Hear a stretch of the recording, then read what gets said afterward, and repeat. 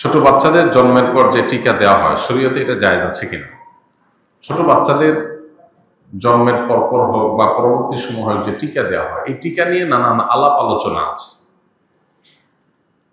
অমুসলিমরা এবং পৃথিবীর উন্নত দেশের মানুষজনেরা তারা বহু টিকা, বহু ঔষধ তৈরি করে গরিব, বিশেষ করে মুসলিম জনপদ এই সমস্ত জায়গাগুলোতে পরীক্ষা চালাবার জন্য।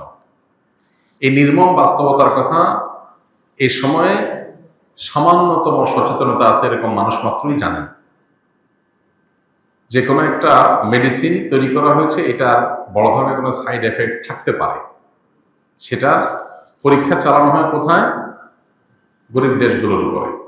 যে মরে গেলে গরিব দেশগুলো, মানুষ মরে গেল, এ ফাঁকে তারা সাবধান হয়ে গেল। মানবিকতা বলে যারা চিল্লাচিল্লি করে, যারা আমাদেরকে ভালো মন্দের রেখা টেনে দেয়, তাদের আসল রূপ বিভিন্ন কর্মকাণ্ডের মধ্য দিয়ে প্রকাশ পায়।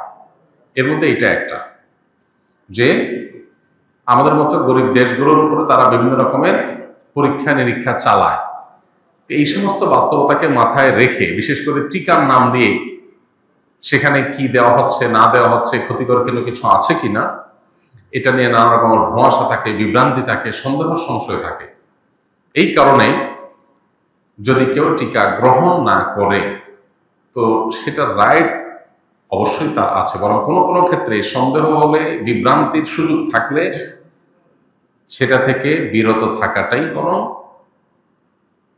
বিবেকের দাবি এবং শরীয়তের দাবি। গত কিছুদিন আগে মেয়েদের এক ধরনের টিকা দেওয়া হয়েছে, আমরা জানি শত শত হাজার হাজার মেয়েরা অসুস্থ হয়ে গেছে সারা দেশে, প্রচুর পরিমাণ পত্রপত্রিকা নিউজ হয়েছে। কিন্তু এরপরও সেটাকে পুশ করার, আরোপ করার, জোর করে দেওয়ানোর একটা চেষ্টা আমরা লক্ষ্য করেছি। এগুলো কেন? এ বিষয়ে আমাদের সাবধানতা অবলম্বন করা দরকার।